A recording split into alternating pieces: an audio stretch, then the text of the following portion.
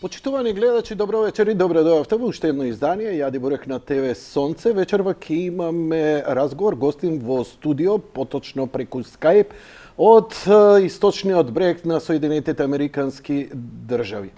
Овој човек е познат кај нас, е, што да кажам, урбана легенда, а стана актуелен повторно, иако исчезна од нашите радари, си замина од овдека, повторно со неколкуте, за жал, премалку бројни негови дела. Имено гостин вечерва во студиото е режисерот Дарко Митревски. Во живо со него преку Skype од Лос Анджелес. Добро вечер, Дарко, добре дојде. Добро вечер. А тебе ти е добар ден. Тоа те збуни. Овде сме тазе доручкувани. На здравје, нека вие, ние изедовме последниот оброк за денеска. Како си, да те прашам, вистинска чест и задоволство ми е што те имам прв пат во емисијата и ќе се обидам да направам документ за веки веков, за да ја репризирам со години, но ќе видиме колку ќе бидам успешен во тоа. Дарко, живееш и работиш во Лос Анджелес. Зошто? Зошто замина од овде?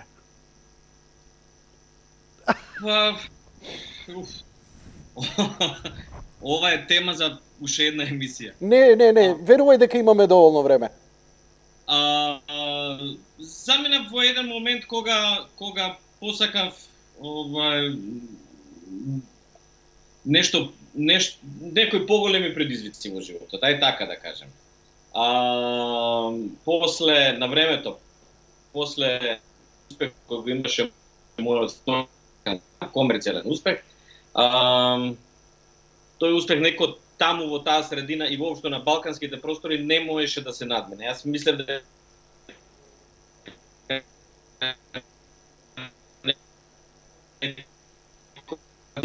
за жал или за среќа за многу кратко време видов дека од таа работа нема ништо, затоа што тоа е еден не само Македонија како земја, туку целото еден простор.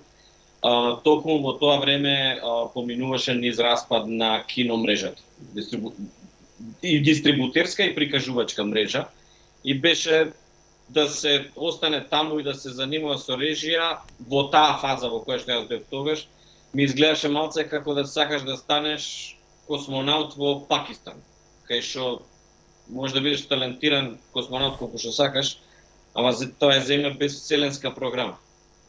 И ако сакаш да леташ, треба да идеш таму кај што летаат. Немаш појма како приватно ме убиваш у поим. Син ми магистрира режија. Да? Не успеав да го убедам да стане банкар, нешто. Иако го бива за економија, рече сакам режисер да бидам. И сега е на магистерски. И Сабајле ќе ја гледа емисијава пред да иде на работа и се надевам дека ќе излече поучни заклучоци. Тоа не значи дека луѓе во Македонија не треба да се однуваат да станат режисери. Тоа јас само ти раскажувам која беше мојата приказна.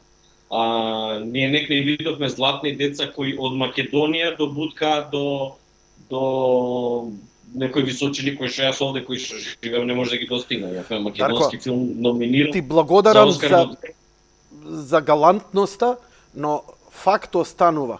Ти имаш два фрвни продукта. Едниот е Балканкан, а другиот е Трето полувреме. Тоа се два филма за кои се купуваа карти. Македонски режисери имаме куп, ама се е тоа, знаеш како, темите им се уметнички, животот е срање и на крај сите ќе умреме, ќе се прикаже на 5-6 фестивали, ќе им се аплаудира, ќе добијат некоја диплома и тука се завршува. На академија ги учат не вие гајле публика има нема, гледате уметноста и едноставно не се. А ти успеа да направиш поп продукт и добар, и интересен, и издржан. Трето полувреме, покрај политичките работи, е филм што се гледа, па се гледа уште еднаш, па и да не ти е жал да купиш карта. За колку македонски филмови може тоа да се рече? Моje лично мислење како познавач и некој само повикан критичар, ја кажам, ти си еден од ретките. Имаше добар почет, да, повели. Па не, сакам само да го утешам не тебе, син ти, дека тоа е болест малку поширока, не е само македонска болест. од слични проблеми страда и не знам чешкиот филм денес, италијанскиот филм, некои кинематографии на кои што сме им се восхитувале. И не е моје да коментирам работа на колеги, особено што има колеги чии што дела на вистина ми се допаѓаат и ги почитувам. Ќе коментирам мој поглед на нештата. Точно е тоа што го збориш за лошите особини кои се стекнуваат на факултетот за драмски уметности. Го знам тој, не ги коментирам овие другиве. ФДУ сум го завршил самиот, точно е, тоа ги учат, дека публиката, и тоа не учеа, дека публиката не е битна. Јас, може би не баш со тие зборови, ама тоа беше поентата. Јас од секогаш мислев дека филм не постои без публика. И дека кино се прави за да некој го гледа. И тоа ми е малтене приватна, професионална, лична идеологија. И не сум сам на тие простори, ама може би нема доволно. Па затоа генерално цел тој бившо југословенски филм, односно кинематографиите на бившо југословенските простори, може би се заради тоа трпат стагнација веќе подолго време. Ама па слушам дека телевизискиот медij во некој од тие простори во некој од тие држави се развива сега. Не сум гледал додуше ништо, ама слушам дека обимот на продукција е голем, така да никош не се знае, може ќе се прелее лончево од филм на кај телевизија, како што инаку се случува на светски план, така да. Дарко, секогаш пред разговор со човек кој се занимава со ова, проверувам на IMDb, нели, да се подсетам малку да видам колку епизоди, кои години беа, Уа Шнајдери, кога беше Досие Скопје, два врвни телевизиски продукта кои ги направи, за кои би сакал да поразговарам со тебе. Во овој момент не гледам ништо во најава од што работиш, како преживуваш, како се снаоѓаш, таму си со семејството, живееш, работиш, екзистираш и така натаму. Кажи ми каков ти е животот и што работиш професионално? Животот е прилично убав. Некоја ќе ме прашаат како ти ја, и ме кажувам она босанска на поговорка, да е боле не би валјало. Немам на шо да се пожалам, би требало, не знам, обично кога се жалам на нешто, се жалам на време. Многу е топло денес или многу е мат. Немам некои други посериозни грижи. Не беше така од секогаш, ама последниве години, 4 години е така. Поседувам приватен бизнис кој што нема врска со филм и од кој е фамилијата. Имам една мала екипа која работи за една моја мала фирма. И остатокот од времето, кога го имам прилично, ми е посветено на пишување на сценарија. Работам во моментов со двајца продуценти кои што тие некои сценарија ги откупија и сега се обидува да најдат пари да ги снимат. Навистина, честитам. Да. Па фала, мислам честите ми кои ќе ги снимат. Веќе се откупени и тоа е некаков успех, барем финансиски. Или тантиемите отпосле доаѓаат парите? Има пари и однапред, има пари и бајди пари и отпосле. Ама не се во оваа фаза парите и не се толку пресудни, бидејќи не станува збор за високобуџетни проекти. Односно, за наши стандарди, звучи импозантно кога ќе кажеш филм од 10 милиона долара, ама за обични стандарди тоа спаѓа во категорија на нискобуџетен филм. Многу е побитно да се како вика тоа, да се стави нога во врата, да не може да ја затворат овие вратата. Еднаш кога ќе влезеш таму, кога ќе ставиш нога, после таму си. Дали долго време ти требаше да се позиционираш, да се наметне? Не само мене. Знаеш, има една поговорка овде вика најбрзиот успех во Холивуд трае 10 години. А ти си веќе таму? Јас сум овде 15 години. Со мала пауза кога го снимам трето полувреме, бе вратен во Македонија скоро некои 2 години. И беше предизвик во почетокот. знаеш, доаѓаш со едни идеи брзо, со некакви илузии кои многу брзо ти се разбиваат и сваќаш кај си што си. Доаѓаш во една индустрија која што е организирана и не знаеш и како е организирана. Не знаеш како функционира тој апарат. Треба години да го научиш. И на која индустрија не си нужно потребен, затоа што има илјадници талентирани луѓе. Еден од првите податоци кои ги најдов овде, вистински податоци, вика дека годишно во Writers Guild of America се регистрираат околу 30.000 сценарија. Па како доаѓа некој сценарио под лупа? Сигурно многу прекрасни сценарии исчезнуваат, а многу полоши. Процентот на реализација е помало од 1%. А дали Значи, се што се телевизија, студија, филмови, мали, независни продукции, големи фирми, процентот на реализација од напишани сценарија наспроти реализирани е 0, не знам колку %. Така да, Чекај, ама прилично без... дали некој ги чита тие? Дали успеваат да ти бидат прочитани или не се знае? Тоа се големите мистерии, ја? Се учиш со тек на време. Се учиш Добро, како да ти ги читаат. Ги читаат првите 3 страници, Јанко, буквално. Прво го читаат насловот. Прва страница на наслов. Ако не им се свиѓа насловот, не читаат понатаму. После ги читаат првите 3 страници. Не карикирам, Значи, ова е добар совет. Значи, кликбейтот за добро сценарио е прво во насловот. Насловот. Ти кога одиш на Netflix, што бираш? Бираш филм според глумец и според наслов. Ако нема познат глумец, гледаш да ти интересен насловот. Ако насловот не ти интересен, кликнуваш на тоа. Така е. После отвараат први 3 страници, ако за први 3 страници, во првите 3 страници не се случи нешто интересно, не читаат понатаму.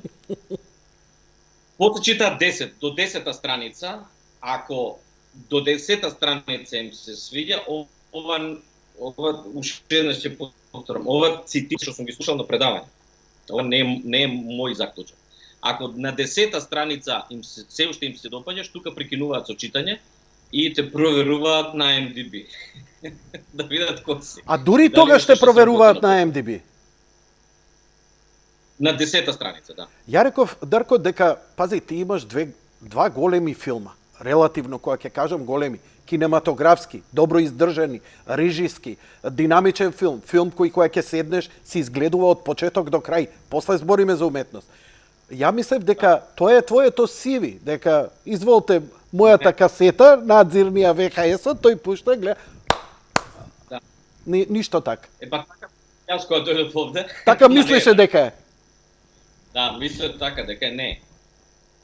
И тоа последно известно време се осмелив и да прашам зошто не е така, ми објаснија затоа што вика се гледа талентот, ама не ги знаеме кои се снимани тие филмови. Ние не знаеме ништо за тој свет, за таа кинематографија. Кој ќе ни кажеш Волку и Волку коштаат тие филмови, ние не знаеме дали тоа скапо или ефтино за ваши услови. Кој ќе ни кажеш играл тој филјан, некој глумец од тие простори, ние не го знаеме дали тој битен, не е битен. Нема никакви репери да процениме каков си ти, не само како режисер, тоа овде е нужно ти како, ако не те бива за режисер, уопште немате примат на муабет.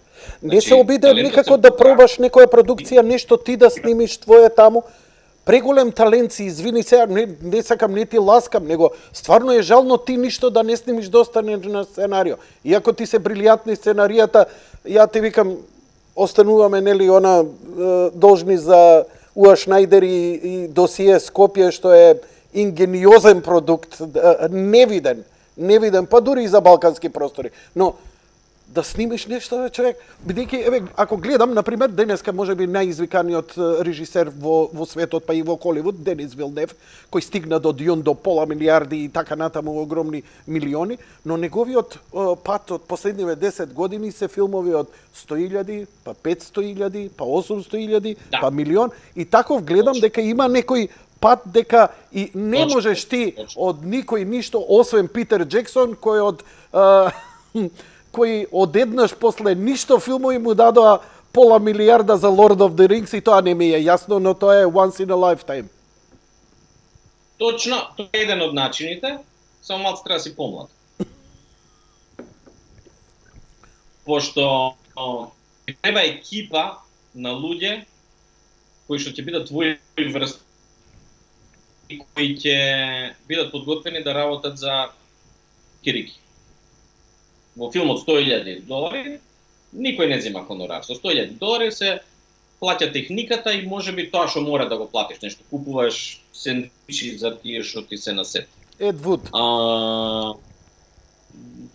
Да, и сите тие првични филмови на Роберт Родригес, ако се сеќаш, Како не? на Маријачи. Маријачи, првиот, Трапа, оригиналниот прв, не после го пресними он.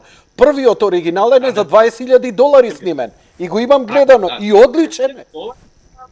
Со комши, со другари, со такви лица. Затоа треба да си млад, за да имаш такво друштво. А како да ги натераш да ти го видат филмот или да ти го прочитаат сценарија? Еве, кажи, како дојде твоите две сценарија да бидат откупени? Ти треба доста пари. Зошто пари? Затоа што има професионални сајтови кои ти наплаќаат ова што ти го правиме сега. Да отидеш преку нив на Skype и да се најдеш со филјам продуцент. Motherfuck. Имаш 10 минути, да речеме, не да речеме, толку имаш. Заправо имаш 8 минути.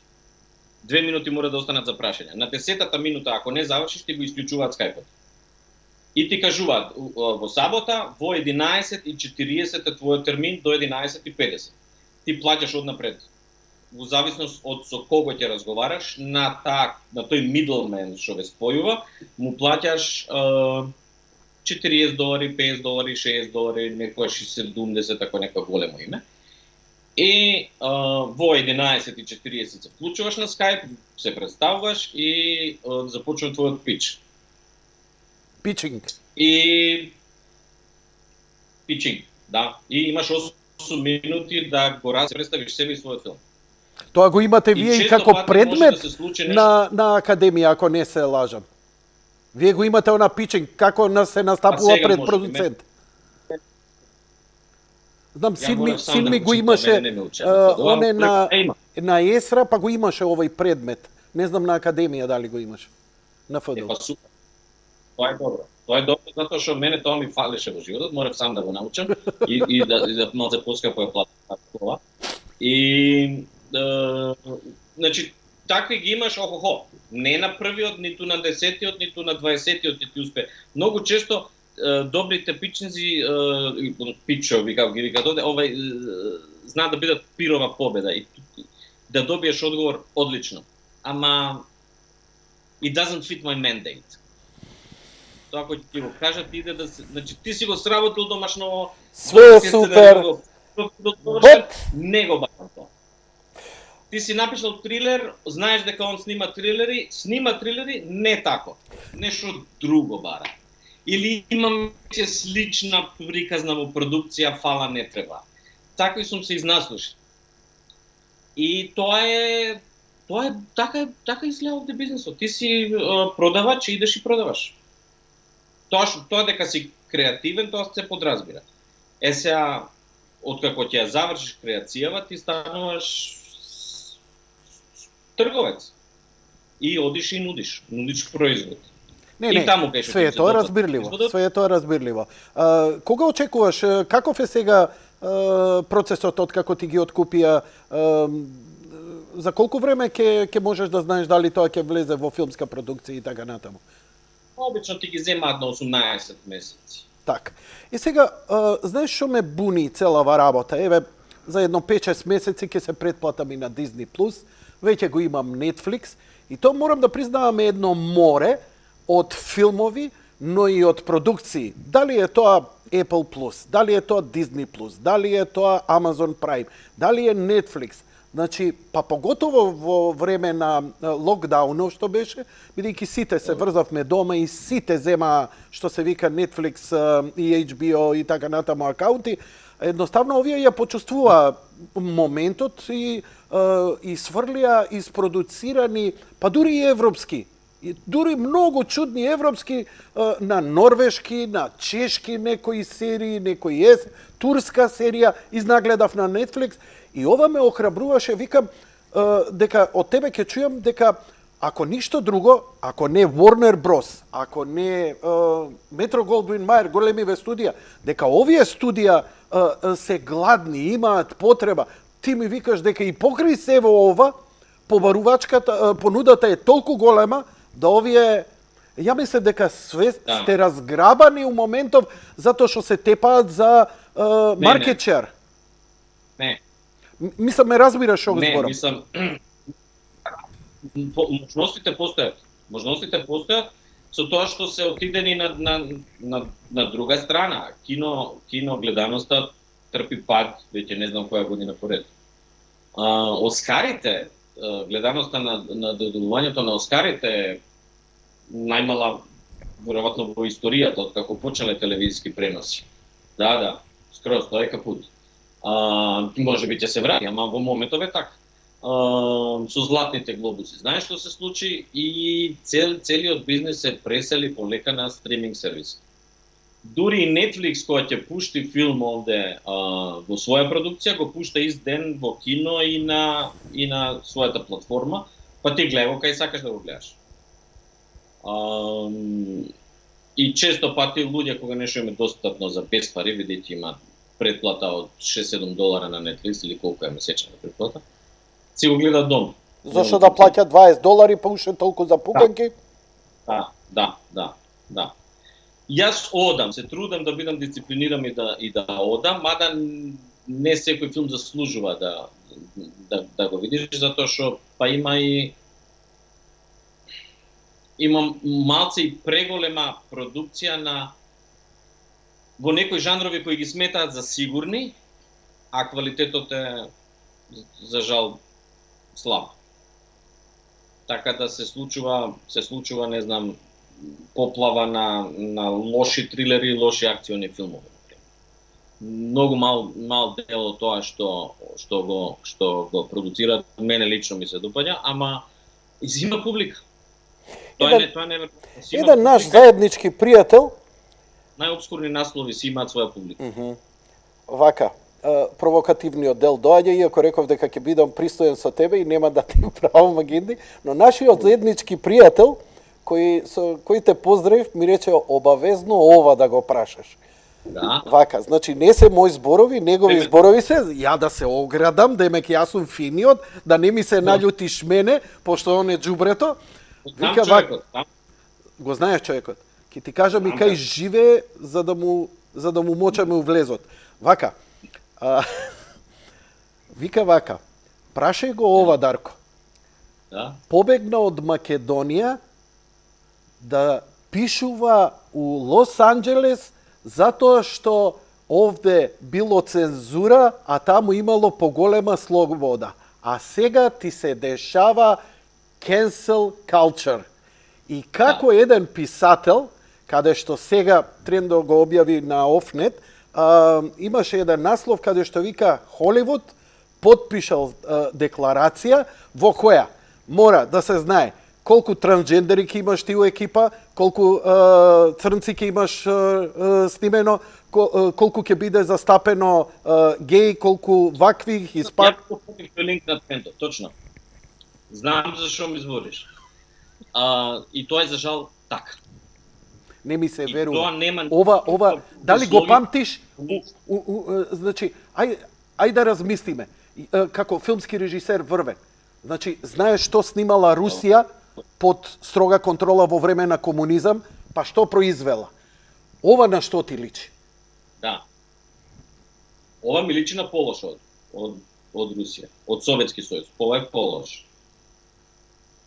Ова е едно многу лошо време, не само на цензура, не само затоа што која што цензура ја признава Тарантино во едно интервју. Тој неодамна рече дека Тарантино е одличен познавач на цела историја на Холивуд, рече дека дури во време на макартизмот, во времето на ловот на црвените вештарки, не било вака лошо како што е денес, кога луѓе биле бркани од работа, бркани од студија, забранувано им било да работат, јавно.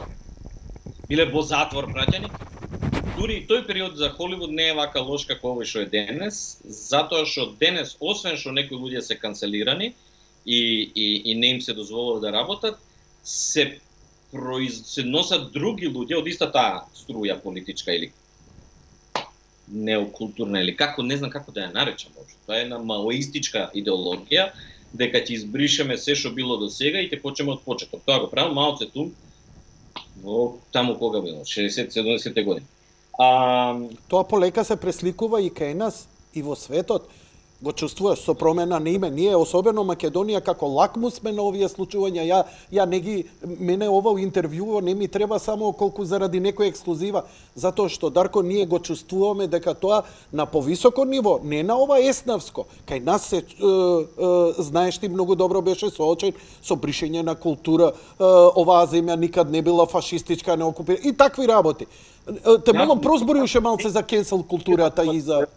Не бидеш само ти параноидни во муабетов, некни коментирав дека се повеќе ми се чини дека Македонија како да е полигон на кој се испробуваат нештата кои подоцна се пласираат во Америка.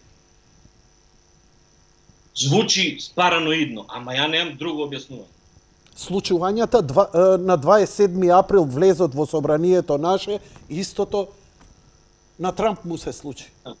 Немој да мислиш дека и овде немаше крстомуковски, мислам. Фатени се агенти на FBI кои ги пушкаат натре, ајде да влеземе браќа, ајде да влеземе. Ајде да влеземе браќа, да ја спасиме.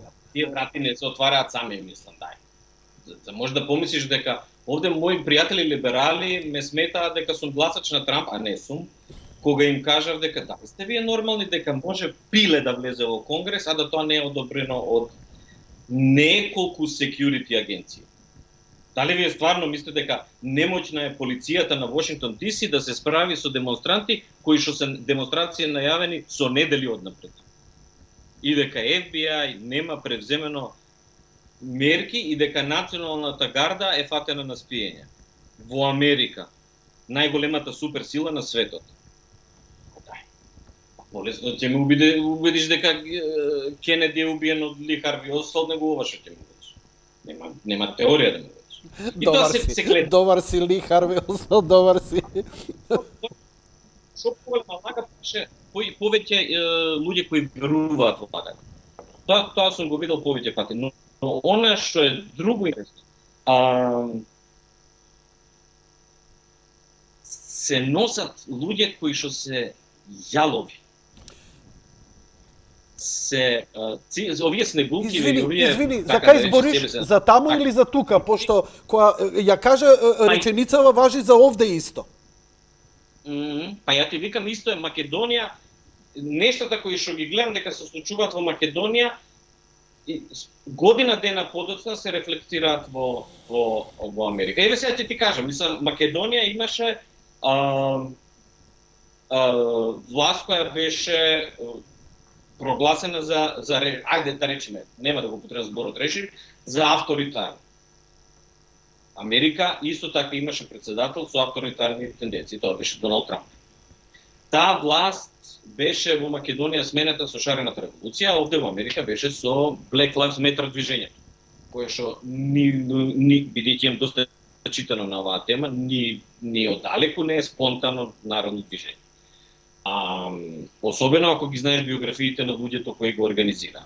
И не е точно дека било без лидерство и без хиерархија. Таму има сериозна хиерархија и сериозни тренери кои што се знае по име, кои се и што се од неомарксистичките кругови од 70-те години од Weather Underground и Црните пантери. Луѓе кои што не сакаа само да сменат председател, туку сакаа да сменат и Америка. Кога се случи промената на власта и кога се донесе една власт која што за која немам симпатии, немам ни за претходната американска власт, ама немам ни за оваа нова Паич, се случи тоа да речеме да имаме власт која не смеа гласале. Пошто никој не ги гласал прогресивците во Конгресот. Луѓето гласаа за демократите.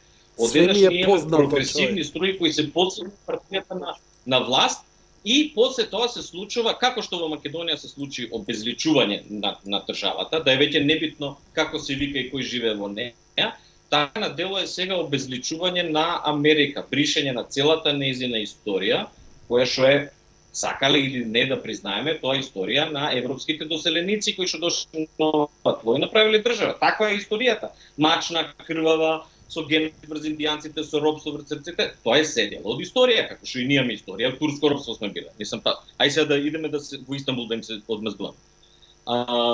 На дело е бришење на комплетниот американски сон, она што го викаат овде American Way, и испишување на нешто што ај што е многу, ај што не е смешно, ај што е многу сериозно, туку и баѓи здодев. И тоа што е здодевно... Баѓи здодевно. Чекај, ова е оригинална до сега, ова е најоригинална констатација до сега што сум ја чул. Ако може малце тој избор додевно, па уште 2-3 точки цртки за тоа. А здодевно, јас кој бев читател на Los Angeles Times и на Rolling Stone Magazine и на уште некои други списанија, овде престанав да ги читам, откажав претплата затоа што се досадни. Нивната идеологија е уби Боже досадно. Не се чита. Нивните филмови не се гледаат. Не гледали се.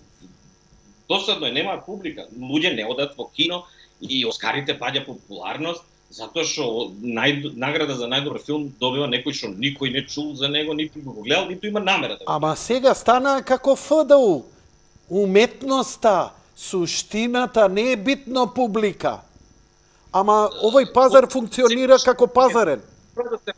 Да се разбереме дека Холивуд секогаш има уметност. Од било која декада земи ги најдобрите 10 или 50 дела, сите се врвни уметнички дела. Пази, Lord of the Rings е кај сакаш сценографија, сакаш за архитектура да збориме, сакаш за костим да збориме, сакаш за биодайверзити во тој свет на Толкин да збориме, тоа е за препастувачка уметност. Тоа е врвна уметност, не на кинематографијата, туку на човечката цивилизација. Холивуд, никош не сум бил тие кои викале Холивуд е комерцијала, а не знам европските филмови се уметнички. Не е точно. Не е точно. Овде ако не знаеш да правиш уметност, не доаѓа да живееш овде. Тоа се подразбира. Но исто така се подразбира дека тоа треба да се продаде во што поголем број. Така. И ти треба да се избориш да ги убедиш продуцентите и публиката на крајот на краиштата дека твојата уметност има цена, има комерцијална подлога. Така да, Холивуд е арт. Она што Холивуд престанува да биде и што ми е мене тотално збунувачки е што престанува да биде бизнес. И ја тука малце се губам. Сега не знам, пробав и од други луѓе да опипам за мислење, луѓето дури не сакаат да зборат, уплашени се. Овде не смееш ова гласно да го кажува. Во мој На што ти звучи ова? Познато ли ти е нешто историски? На американците ова им се непознати работи што ги збориш и нека ги детектираат. Не се глупи. Ги детектираат исто како тебе. Но за разлика од тебе, ти имаш некој бекграунд и знаење, доаѓаш од простори кај што ти се познати, кај што е... Ја, Јанко, од 8 седница навака не сум бил вака уплашен кod тенови во Америка. Затоа што тоа што кај ја извади, царе, кај ја извади 8 седница, леле, царе. Браво. Не, објаснувам, нека им текне на гледачите. Браво за ова. 8 седница не упропасти младоста. Заради 8 седница се раселени по цел свет. Од 8 седница навака не сум бил уплашен затоа што гледам дека се случуваат добро осмислени и брзо потесни промени кои што никој не ги гласал и за кои не стига јавноста ни да се искаже, а веќе учуткана. И ова се промени во последниве година-две. Брзо се случува. Дур седиме по дома и гледаме да не фатиме ковид, надвор бум бум бум. Искачеш на улица, не истата земја. Америка, што сме се, февруари 22 година и Америка февруари 20 година не се далеко од тоа дека се исти земја. И промените се сталинистички. И не знам знаеш, обично велат, ако нешто не ти е јасно во Америка, гледај follow the money, следи го текот на парите. Не знам, не ја фаќам бизнес логиката. И Социјалистичка логика. Чим не можеш парите да ги фатиш, онда е социјализам. Значи, државата ќе се грижи за тебе, се помалку луѓе да не мораш да оваква, туку давање субвенции или идење на таков некој систем. Тоа го гледам, ама зошто тогаш големите корпорации тоа го финансираат? Знаеш зошто го финансираат? Ај, може сега ја малце да се улетам, затоа што имав едно такво интервју, кога се случуваа оние протести, Берни Сандерс кога ги организираше Нью Йорк, кога вика капитализам ово она, вика најголемите компании ги поддржаат тие протести, например како што е Apple или не знам која кажеја таа ITT, не знам, така да не импровизирам. Зошто? Затоа што им ја убиваш конкуренцијата. Што е Америка сонот? Дека секој има шанса. Доаѓаш, ти изведиш една мала кола електрична, успеваш на пазар, добиваш инвеститори и тоа цепа. Кога ќе се качиш веќе горе и имаш една стабилна, ова економиска и мене сега најкратко да ти го пренесам како го рече, може ќе ти биде просветление, може глупост, не знам, извини. Значи вика, со ова он ја задржува влијанието и во социјализмот имало големи компании, се знаеле кои биле тоа кај нас, тоа било Тетекс, тоа било Меркур Импорт, тоа било ова и не можел никој друг да се појави. Така и во Америка ќе останат големите корпорации се, они ќе бидат миленичиња на државата, но нема да се појави нов телефон, нема да се појави нова електрична или не знам автомобил или нов хамбургер, така да они ќе си го задржат и они ги поддржаат тие протести што беа против капитализмот и така натаму. Кој најмногу настрада? Настрадаа ситните. Направил некој бизнис, отворил 2-3 дуќанчиња, ти си капиталист, ти ова, ти она. А тие големите, најголемите, остануваат недирнати, како и во секој систем. Тука е некоја бизнис логика која ми ја објасни економист мене, либертаријанец. Држи вода, во мојава бранша не држи вода. Затоа што имаш... Треба некој да купи карта да го гледа тој филм. Гледа филмот, без мобилен не можеш да живееш. Мора да го купиш. Без кола не можеш да живееш, мора да купиш. Без филм досаден можеш да живееш и нема да го гледаш. Медиумите имаат сериозен проблем затоа што никој веќе не гледа телевизија, луѓе откажуваат кабелска претплата. Никого не интересира тие лаги на... Никогаш не бил помалку гледан. CNN не е гледан. Откако падна Трамп, никој не го гледа. Никој не го интересира повеќе CNN, затоа што CNN е, како да ти кажам, кога сме веќе кај 8 седница, CNN е политика на политика партиски на гласник. Па не да е партиски, него е билтенче партиски. Се чувствуваш ли малце грудка додека ова го збориш дека ако слободно збориш можеш да си направиш проблем? Да. Баш ми е. Да.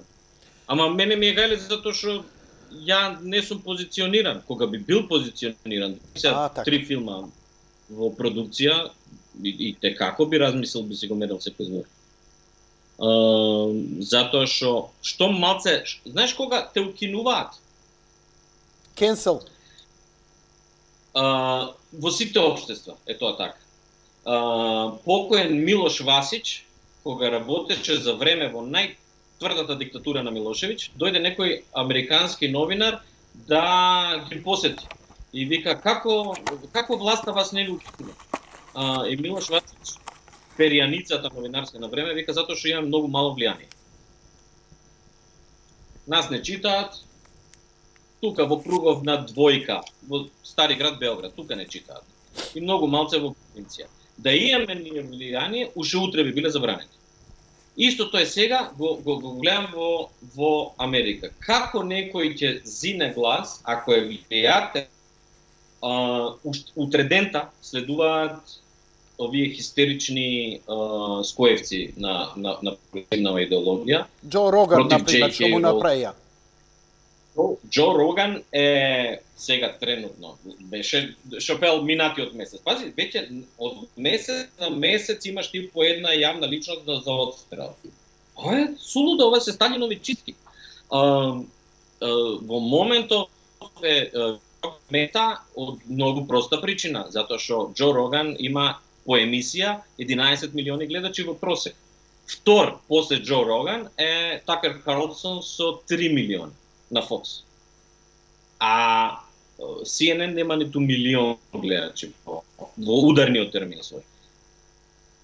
Како да ти кажам, Мат Тајби искочи од Rolling Stones врвно новинарско перо и ни прати имейл на сите своји читатели, дал сакаме да се претплатим. Ја $5 плаќам месечно на Мат Тајби лично да ги читам неговите текстови. И тој журнализам, кој што сега буквално му праќаш пари на новинарот да видиш што пишува. Тој журнализам сега има поголема читаност и поголема гледаност од овие сите официјални медиуми кои... Ама он нема уредник, Кобајаги пишува слободно и не зависи од плата ни од спонзор, ни од никој, туку од читателите. читателите. Па нешто Собирам, у ова лошо, значи се открива нешто добро. Дали е ова иднината утре и за филмови? Не знам. Почно е значи би. имаш проблем. Дарко Митревски има филм, али Ворнер ти вика, види, убав е, али за мене е ризичен, немаш доволно црнци, немаш геј сцена, секс сцена и така натаму, не знам како ќе да ти осуди ова она. Ти правиш трейлер, го ставаш, не знам, ај сега ја импровизирам, го ставаш на стартап и гледачиве ти вика, ти им викаш, кој даде $5 ќе има карта за утре филмов да го гледа. Може, не, па тоа сигурно, можеш можеш имаш платформи денес. 0,1% за идејава. Дарко, 0,1% снимена идејава, 0,1% молам. Да, кој ќе го снимиш следниот блокбастер, те молам 0,1% овдека за да се знае, да. Два чекора назад морате вратам во муабето. За некој кој ќе го слуша и кој што не е доволно упатен да не му зазвучи нешто во што го кажа хомофобично или трансджендерфобично или мизогино не, се бараат се бараат по клучови толку да имаш клучено, не дека не сакаме или имаме проблем, туку те тера. Мора да имаш патки, мора да имаш гуски, ама чекај, правам филм за свиња. Да. Ама не, мора ти и коњи и магариња да ставиш таму. Ете, сега да го транскрибирам. Сопранос не можеш да ги снимиш, да биде појасно. Ти Сопранос денес не можеш да ги снимиш, пошто Сопранос е за итало-американската мафија. Не може да биде. Мора да има и вакви, и онакви, и да имаш ликови кои што реално ги нема во приказна. Irishman, кој што искочи пред 3 години, денес веќе не може да биде снимен. Ама доволно беше што Netflix која го направи Ахил, го стави црнец. Ахил црнец. И ова се случува во време на комплетна демократизација. Значи, ова не е случено како резултат на некоја потреба на тие малцински групи.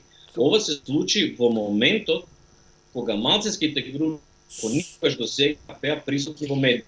Значи, што се случи со платформи? Со Netflix, со Hulu, со Prime, со Disney Plus, со кого сакаш? Ама најмногу со Netflix. Во телевизијата се имаше prime time термини. И се знаеше дека во prime time термин може да влезе серија што ќе биде гледана, шатган стратегија, ќе покрие најголема можна популација. И најголемата можна популација беше пред се бела и конзервативна. И затоа од Америка, она што беше телевизиски медиум, со години доаѓаше нешто што зборуваше за таа публика. Се разбира, во Америка има и црнци, и латиноси, и азиска популација, арапи, муслимани, евреи, има милион луѓе и разни сексуални определби, разни вероисповеди, но тие не можеа да влезат на прайм тајмот едноставно затоа што ги нема во доволен број. Со Netflix се случи неверојатна демократизација, каде што за секого има по некоја гачка. Веќе има прайм тајм, туку имаш платформа на која што одиш и си бираш што сакаш да гледаш. Ако си црнец, гледаш црна комедија што зборува за твојот народ, за твои премии во деловите награди, што имаш свој производ што можеш да го гледаш.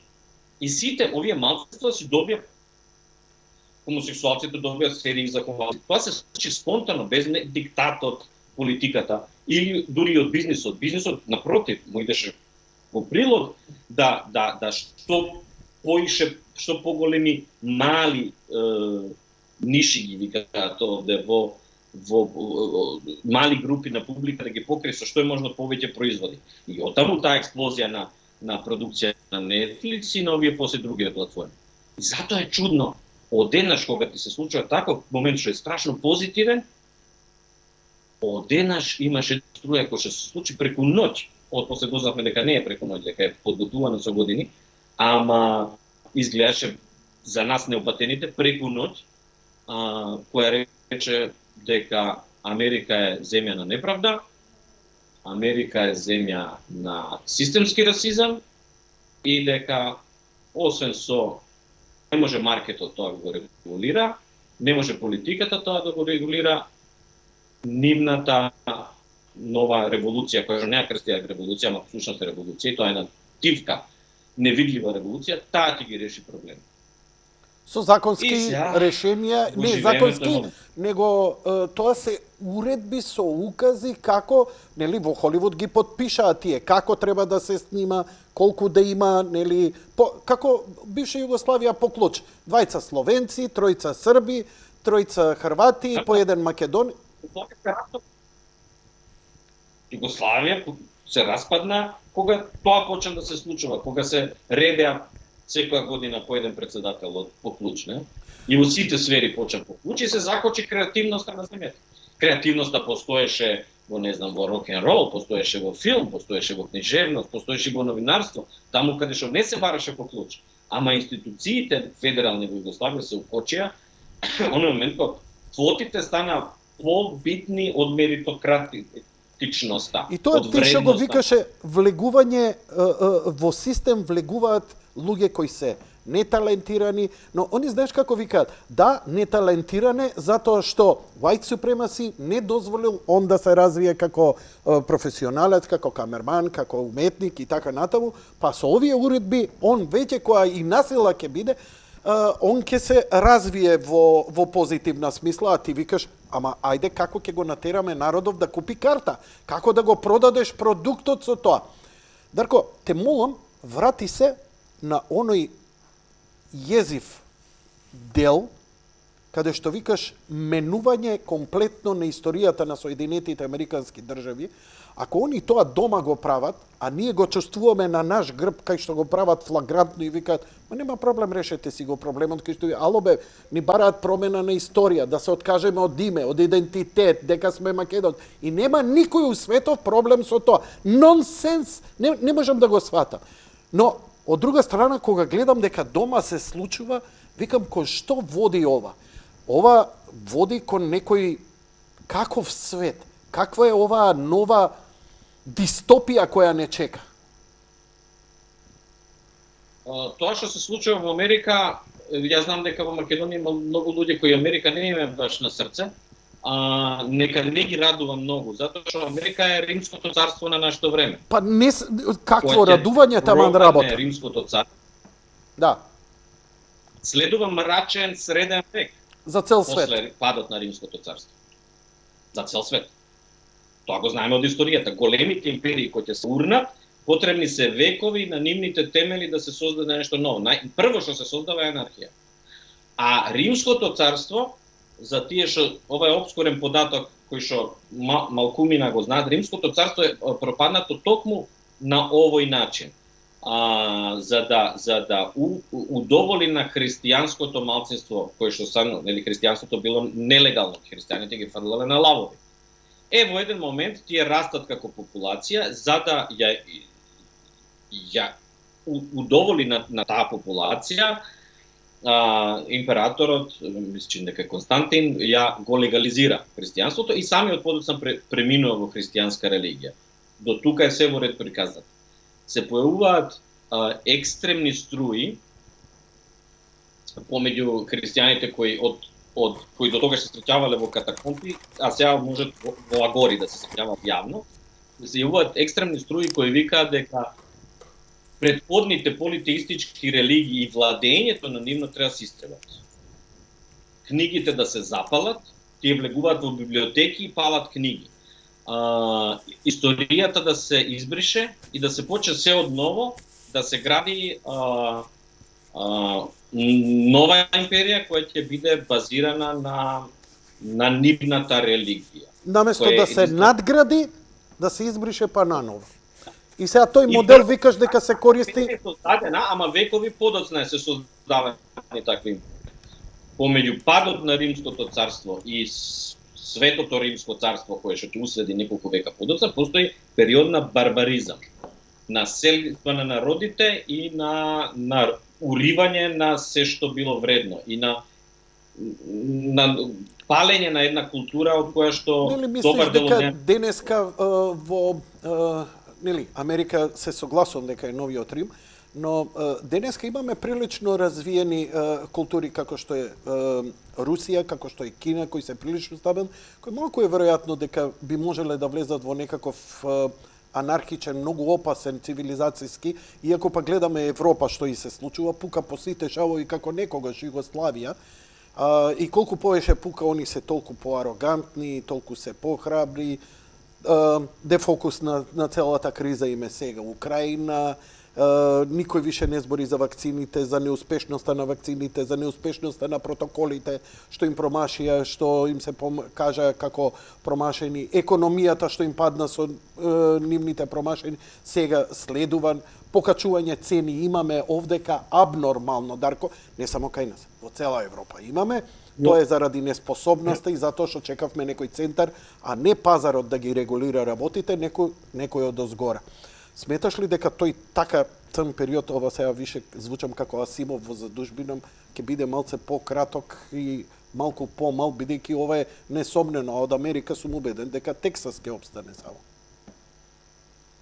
Навистина тука е тешко да се прогнозира затоа што денешниот свет е така граден, така е конструиран како по закон на споени садови. Кина, не може овдека да потоне, а овдека да се крене, така, те разбирам. Не може Кина затвори за кинескиот зид и да каже тоа нас не интересира, кога најголемиот пазар е Америка. И Америка, те разбирам.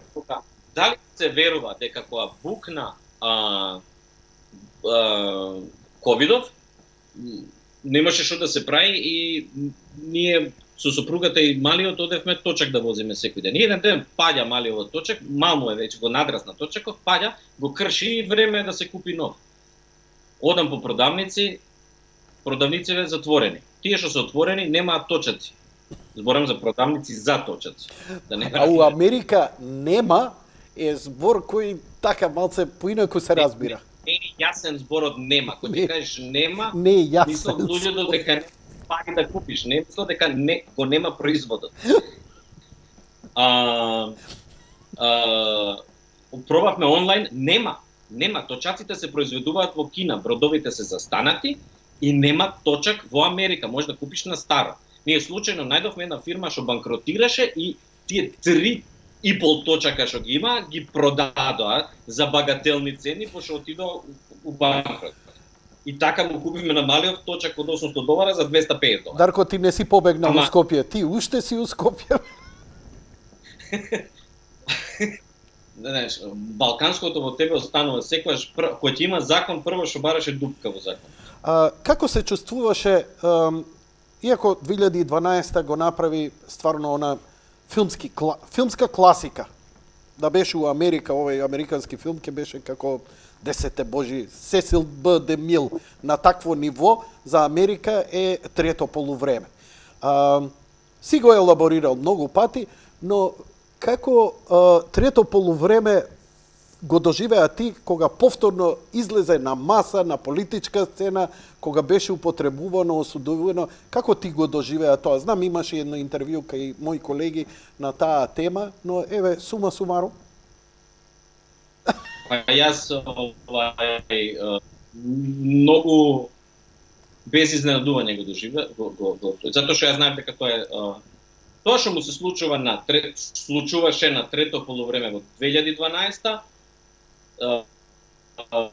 беше прашање на време кога ќе се случи на Македонија. Не може да не се случи затоа што не беше филмот проблем. Не бев јас проблем. Не беше ни приказната во филмот проблем затоа што таа приказна не е контроверзна. Тие ја нарекуваа контроверзна, ама не е контроверзна, си постоја живи луѓе кои што јас сум ги запознал. кои што се снимени и во камера ја кажа листата приказна по која што беше потецен снимен филм. Јас лично ги познавав и Васил Дилев, последниот преживеан играч, голманот на СК Македонија, и Марија Младеновска, односно Лета Коен, како што било нејзиното еврејско име пред војната. Која што жена ми е, според чија животна приказна е базиран трето полувреме. Ликот кој што игра Катарина Иванов. Тука нема лаги, нема, според живи луѓе се, нема ништо, што би рекле охритени, ништо не ми мамено. Тоа е само филмски срочена и малку разубавена приказна. Би сакал ли да го видиш четврто полувреме нивниот контрапродукт? Не бе, не ме занима. Не ми интересува. Овие снимки, додевни ми се. Што се договоривме си ти да збориме, Дарко? Зборевме за тоа што се договоривме, појма немам, не проверив. Па, еве сега збориме. Ми се чини. Да? Појма немам. Мене ми импонира и до сега овој разговор, особено за таа cancel култура, пошто немам друг второ режисер си. Трето, ова збориме за филмов Трето полувреме, кој изненадувачки ти го даде Free of Charge, може да се гледа на YouTube. Јас си го симнав за веки веков да си го имам, додека не му текнало некому да го забрани или све, знаеш, со оваа cancel култура, па не знаеш бугарите утре што до YouTube ќе платат или поднесат. Не, тие бара официјално тој филм да се забрани, тој филм официјално беше кам во Македонија канцелиран, мислам. Не може да оди на МТВ, на национална телевизија. Твојот и на Јани Бојаджи Ругање со Христос канцелирани. Два филма забранети. И тоа не е толку голем проблем, колку што има тука еден поголем проблем што никој не го кажува. А тоа е? Во Македонија постои друштво на филмски работници. Не зина. Ниеден. Во Македонија постои слободно новинарство. Не зина ниеден. Во Македонија постојат историчари. Не зина ниеден.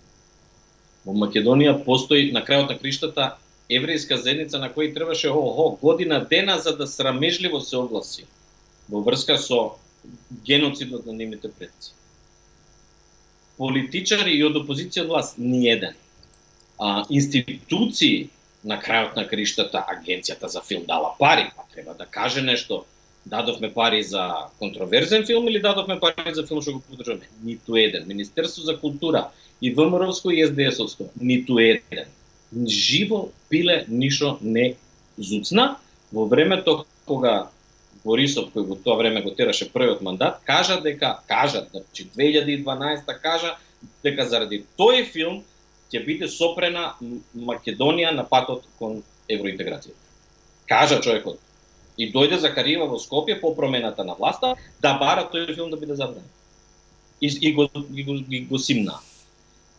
Зошто? Филмот во Бугарија не е ни гледан. Галамата почна, филмот туше се снимаше, тие не знаеа за што е филмот. Исто и за Јани Бојаджи филмот никој не го гледаше, го забранија на невидено. Да. Од страх. Затоа што, еве, Јани Бојаджи нема да го коментирам, иако сум веројатно единствениот колега што му се јавил да му даде поддршка, кога го забранија. И да го, иако не го знам, ја не го познам. Се немаме средната во живот. Но мислам дека ние како култура и како јавност моравме да одреагираме без оглед дали некој ме сака мене таму или не ме сака лично. Принципиелно. Дали му се допаѓа филмот или не му се допаѓа. Не може друга држава тебе да ти доаѓа дома да ти кажува ова ќе снимаш или она нема снимаш и ти да се повинуваш на диктатот на другата држава или па да игнорираш цела таа галама. Нас бугарите ни сопреа договор со HBO за трето полувреме. Ние требаше со HBO да подпишеме да го откупат Трето полувреме, после лобирање бугарско се предомислија. Затоа што неќа да имаат работа со балкански кавги. Како што и сега значи во суштина ти на своја кожа и твојот филм го доживеавте cancel културата. Да, ама јас знаев што следува. Тој филм не беше галамата дигната против него ради филмот.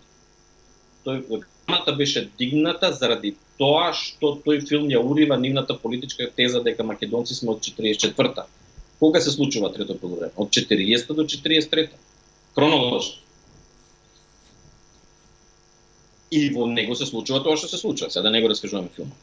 Тоа оди директно против тезата која што нивната политика од Тодор Живков навака, без паузи, го тврди дека ние сме создадени во еден ден на заседанието. Дарко, ниеден режисер, ниедна институција, никој не ти даде поддршка во тие моменти, ништо? Не. Живо чудо е што и се сними тој филм воопшто тогаш. Вака. По тој филм се сними, никој не знаеше што се сними. Бугарите први да знаат што се сними. Добар. Мислам дека тоа сценарио не го прочита во агенцијата за филм. Сум ја раскажал ова приказна сега да не во други дека тој филм е снимен така што дојде реномиран холивудски продуцент да се заложи за мене и во тоа време тој сакаше да го снима, после не го сними заради здравствени причини и ја останав со некои пари во раце и со желба да филмот биде реализиран. Така почна. И после кога настана Галамата се случија. Сега морам да ти раскажам на гачка. Ајде, те молам, слободно. Лабајме. 2012 година склапаме во монтажа, уште не е финална верзија, но веќе наоѓаме продажен агент, The Little Film Company, на мојот сега починат пријател Роби Литл од Лос Анџелес. И треба се најдеме со нив на Канскиот фестивал, значи сега ова е мај 2012. Во Бугарија веќе трае Галамата против филмот, иако филмот не постои се до тој момент, уште не е измонтиран. Ние правиме некоја каква таква верзија за да му ја покажеме на Роби Литл, одиме таму да подпишеме договор, а истовремено агенцијата за филм прави проекција на филмот на Канскиот маркет. Тие проекции по маркети не се нормални проекции, не се како фестивалски проекции кај што публика си купува карта и така. Не, тоа се рента Cineplex, во секоја сала игра по еден филм и дистрибутери влагаат, те погледаат 15 минути, 20, 5, како кој им се допаѓа, не им се допаѓа, одат понатака, гледаат друг филм, помалце и си прават листа кои филмови може да бидат интересни за да ги купат.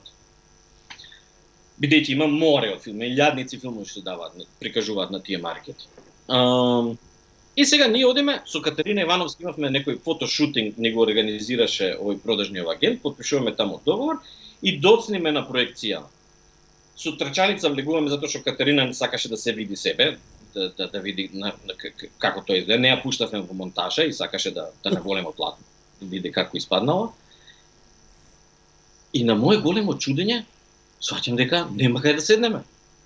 Се зафатено.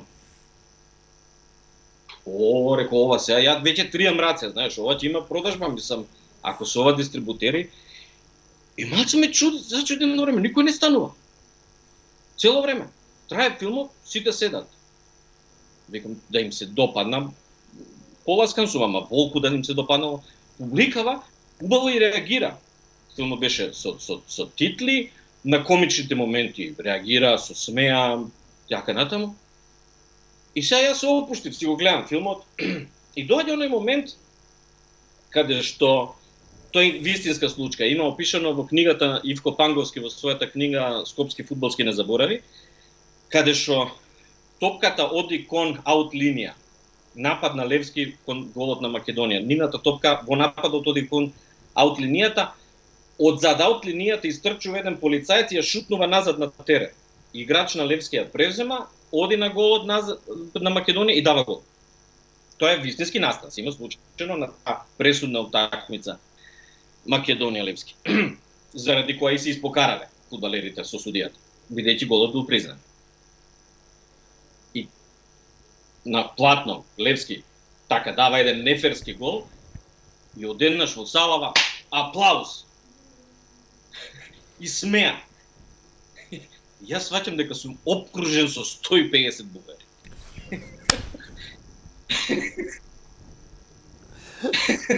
И Левски дал гол, не е важно што е овакво, они навиваат, браво. Абе, каков год да е голов, сме дале гол. неферски ваков, онаков, па многу ферски сме биле во Македонија во Втора Да, светска да. војна. Битно во македонски филм постигнавме гол. И сега јас сваќам, не знам кои се луѓето. Дал се тајни агенти, дал се колеги, дал се новинари, може се од се помалце. Не знам што ќе стане кога ќе се упалат светла, они не знаат дека сум тука. Ама кога се запалат светла ќе препозна, ако не мене, Катарина ќе препозна. Но веќе они знаеле што е темата на филмот и како бугари се заинтересирале да го видат филмот. Полна сала, 150 седишта. Ја не знам дека има толку бугари дојдено на Кански фестивал. И излегуваме надвор на прсти и викам на Катерина, застани сега на сред салава.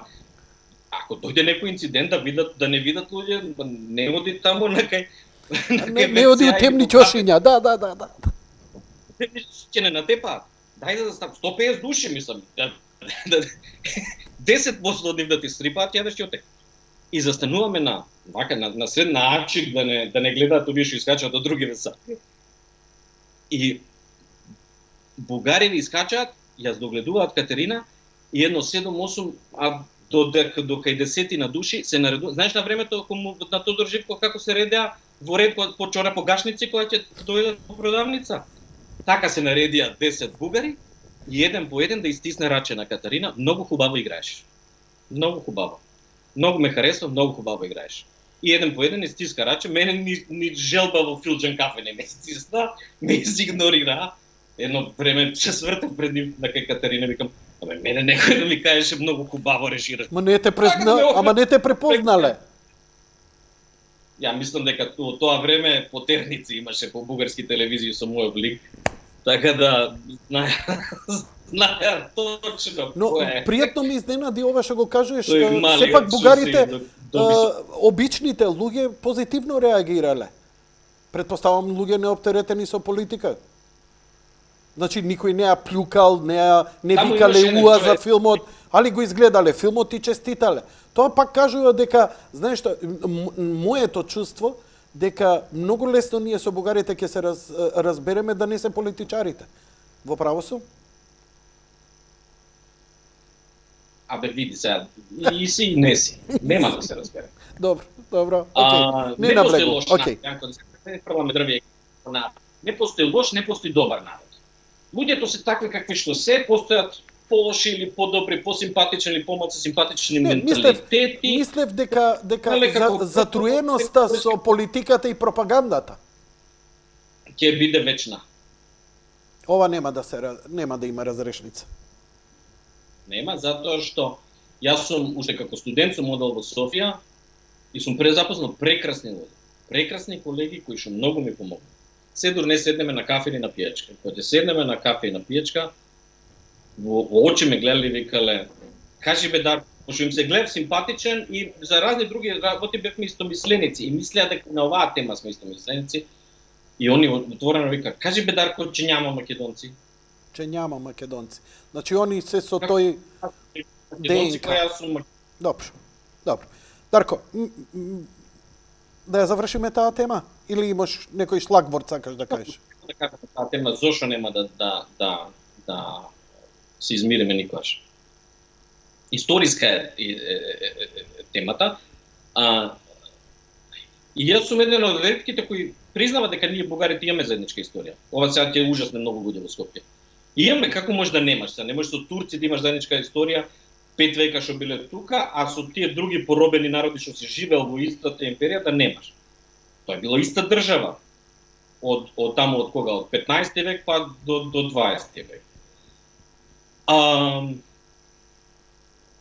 И претходно во државите и разни кралства кои тука се ределе, повеќе или помалце сме биле заедно дел и со србите, и со грците, и бугарите, и со албанците, дел од тие кралства.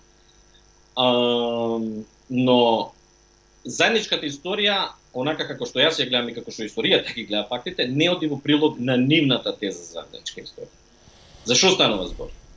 Ќе се обидам најкратко ова да го раскажам за да Слободно имаме време. Тие што не љубат историја.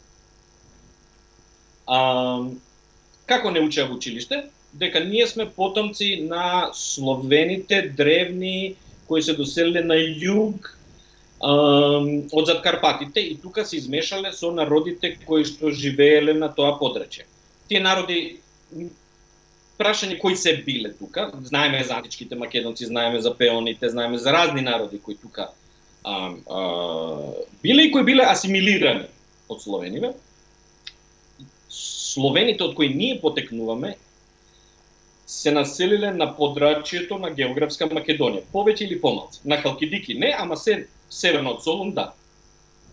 Во тоа време се уште не се нарекуваат себе, или барем официјалната Византија така не ги нарекува, не се нарекува територијата ниту Македонија, ниту племињава се македонски, туку ги викаат склавини, од склави, од словени. Склавиниите се заправо една територија која што Византија повеќе или помалку не ја контролира, пошто диви племиња, ратоборни, потентни, дојдени со намера да најдат животен простор. Истовремено, од сосема друга страна, се спуштаат бугарите, кои не се словенски народ во тоа време. Тие се азијски, туркиски народ. Туркиски група на народи се, меѓу другото и турците спаѓаат во таа група, спаѓаат туркменистанци, спаѓаат кримски татари и разни народи.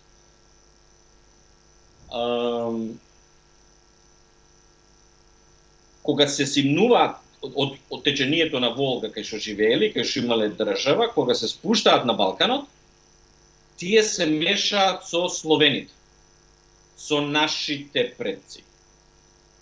Знаеш, кога се мешаат така две големи групи на народи, тешко е да кажеш каде е границата помеѓу едните, каде е границата помеѓу другите. Но генерално, како одиш на запад, преовладува словенскиот елемент, како си одел на исток, преовладува азијскиот елемент. Не знам зошто и како, тој бугарски народ го поприма словенскиот јазик од словените. Не се асимилира, но ја зема културата. Дали била подоминантна или која била причината, или заедно со верата ја примаат и културата, тоа не знам. Тоа некој историчар треба да каже. Но се создава еден јазичен простор кој што на запад е македонски и со текот на вековите ќе се искристализира како таков, а на исток е се повеќе бугарски. Ниту еден од овие што се денес македонци нема да ти каже дека дедо му дошол од Волга и дека било туркиско потекло, како што ниту еден бугарин нема да ти каже дека дошле од зад Карпатите. Но без словенскиот елемент, целата приказна, целиот наратив на кој е направена нивната модерна држава и култура не може да функционира, затоа што тие денес викаат, ние го дадовме, ја дадовме словенската писменост на останатите словенски народи, вклучително и на Русија. Целата таа теза паѓа во вода за оној момент кога го немаат словенскиот елемент инкорпориран во својата територија. Се додека постои засебна македонска држава и засебен македонски народ, таа приказна е на многу климави нози. Дарко, А цела нивна држава е базирана на таа приказна и затоа цела надворешна политика, откако постои Бугарија како модерна држава, до денес е базирана на ништење и на порекнување на македонската самобитност. Дарко, да бев ја сега милиардер и продуцент, овој твој пичинг ќе го прифатев и ќе беше Балкански Game of Thrones да ја снимаш во 5-6 сезони. Све ова што го раскажа. Плаче за една ваква серија. Да ти кажам, начинот на кој ги раскажуваш работите, затоа што си режисер, тоа е твојата дарба и талент, прилично се визуелни, така што од ова би излегло една многу добра серија, иако ти сакаш еден сериозен осврт да дадеш, но сепак си филмски работник, филмски уметник и ја со задоволство би изгледал таа серија, кога би можел би ја финансирал веднаш едно добро сценарио. Серија, ама не би се рачкал веќе на таа тема, така да не фала. Не, извини, дечки, тоа правиме муабет до $1.000.000. Се што е над $100 милиона се трпи. Нека би се рчкал. Иначе до $1.000.000 не се рчкам ни ја, искрено ти кажам. Една друга реченица сега да те вратам во сосема нешто друго, ти благодарам за овој дел. сат и 20 минути разговараме. Thank you very Во much. мене ме ти е време за спиење. Ако не ти е здодевно, тоа е комплимент за мене, а следниот дел од разговоров би сакал една реченица која треба да те однесе во нешто сосема друго. Твоја реченица е дека ти, кога си дошол овдека, пред неколку години, си го видел градов, си сватил дека ништо веќе немаш овдека заедничко и си се вратил и нема емоции, не те држат. Но, од друга страна, имаш направено проект кој се вика Досие Скопје. Ја Досие Скопје го барам на сите страни, некаква поубав квалитет не постои, така да би ми дошло многу добро ако има нешто, бидејќи јас сега со Совет за радиодифузија ќе се обидам да барам дозвола во мојата емисија Досие Скопје да го реемитувам, ама во некој по-добар можен квалитет. Значи, прво, дали има подобар квалитет? Дали кого треба да молам, дали треба одобрение од тебе и дали може да го реемитувам? И второ, самата идеја за Скопје, за твоето доживување. Скопје, тоа што ти викаш Америка не е иста. Скопје не е исто, човек. Скопје е до непрепознатливост. Јас што не сум мрднал, са бајле станувам, викам кај сум ова. Така што ме интересира што памтиш, што е тоа што го имаше овој град? Значи ти искачаше, бркаше женски, се дружеше, идеш у кафани, дискотеки и така натаму. Ме интересира што емоција ти предизвика овој град? Што ти остави? Што паметиш? Те пука ли носталгија? Ова се 30 прашања за еден твој шарен, креативен одговор. Да одговорам ова за Досие Скопје. Досие Скопје ќе се јавиш во Совет за радиодифузија, ќе побереш дозвола, тие се сопственици на тоа. Јас имав идеја пред да се иселам за Америка. Значи, овде пред 15-16 години им се обратив, постоеше интерес од страна на весникот Време, да се издаде Досие Скопје и да се дели како подарок на нивните читатели, без пари.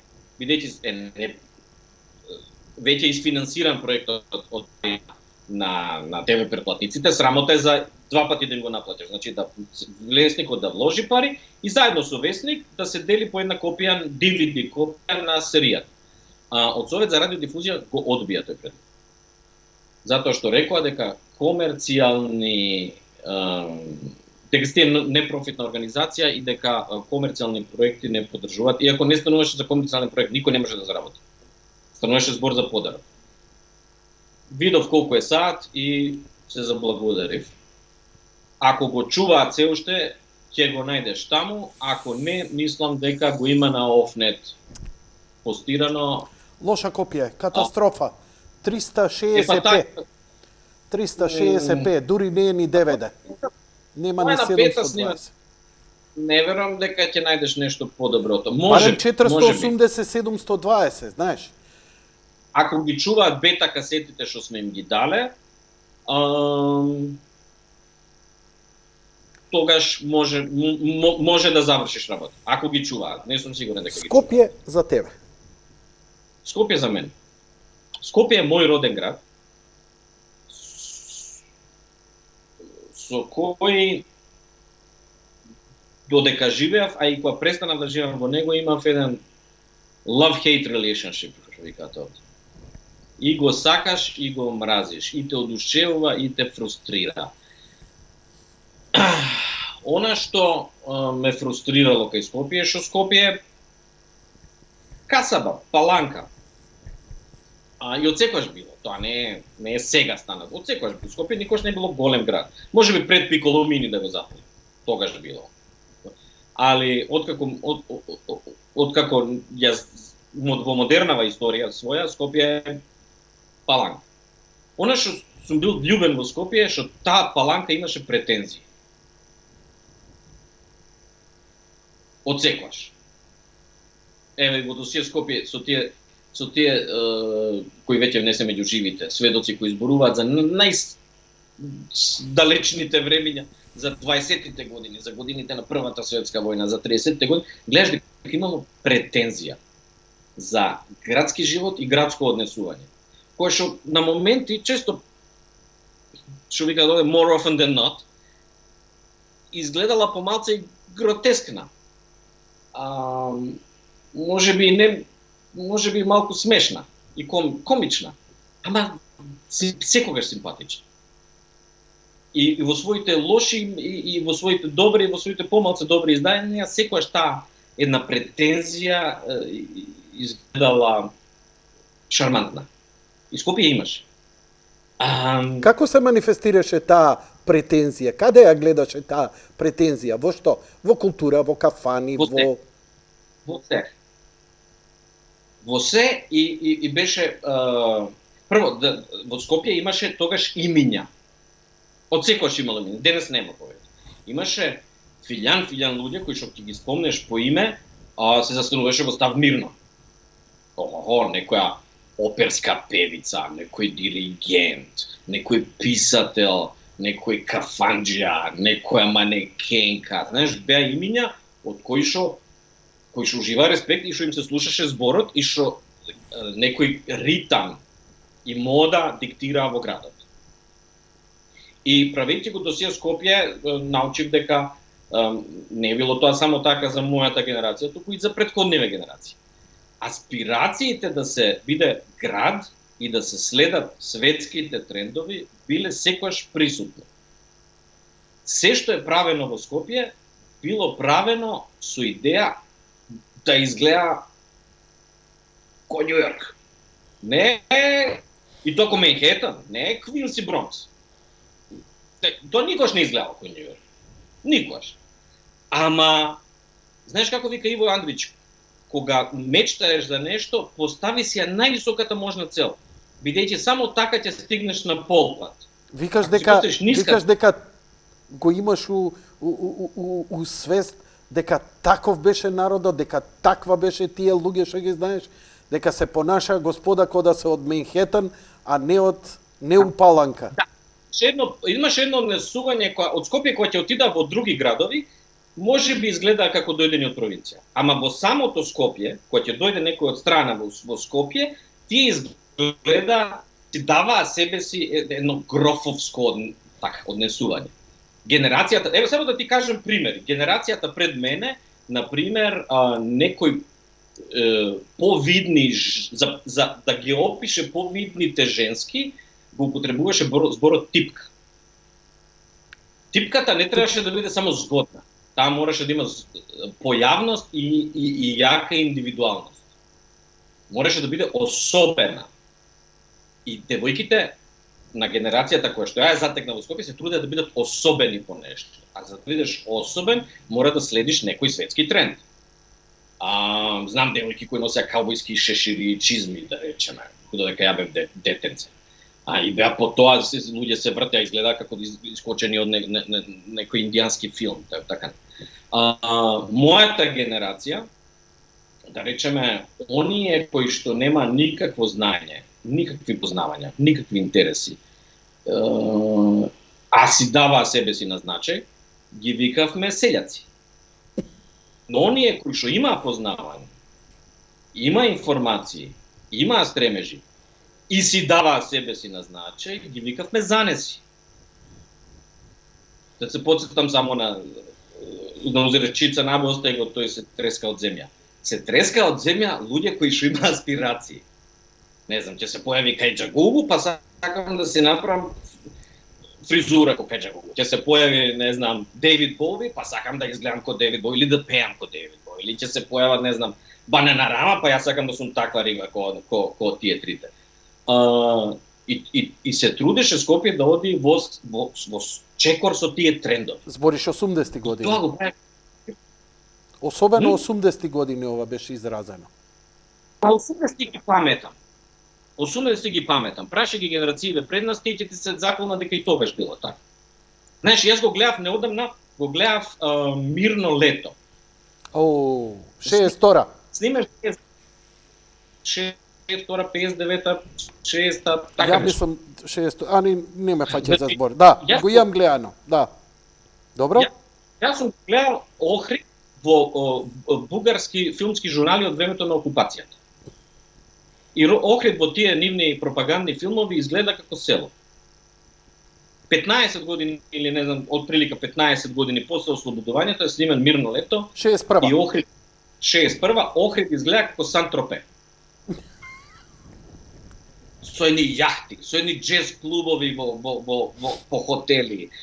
Таму дури Петре Прличко изгледа како Џон Вејн, како ти кажам, имаш една генерација, само 15 на години подоцна. Ова ти е како Джеймс Бонд, Ројал Казино, кога у Црна Гора снима. Мислиш, Црна Гора е кнежевина, бетер од Монако. Джеймс Бонд стварно е американски глумец. Овде беа наши глумци. Да. Наши режисер. Прв филм режиран од македонски режисер, Димитри Османли. И сите, Буба Џундева изгледа како Брижит Бардо, човече. Мислам, глумат, имат аспирација, имат стремеж. Ти знаеш дека Охрид не е изгледал никош како Сан-Тропе. Ама си спремен да ја купиш нивната приказна истата секунда, затоа што е бескрајно шармантна. Скопје имаше таа енергија, очигледно и таа 61 година, и од Скопје таа енергија се ширеше низ цела Македонија. И се култивираше и остатокот од Македонија заради таа енергија. И таа енергија не е дека не создаде сериозни дела. Тук и там, ама сериозни. Не многу, ама изузетно вредни.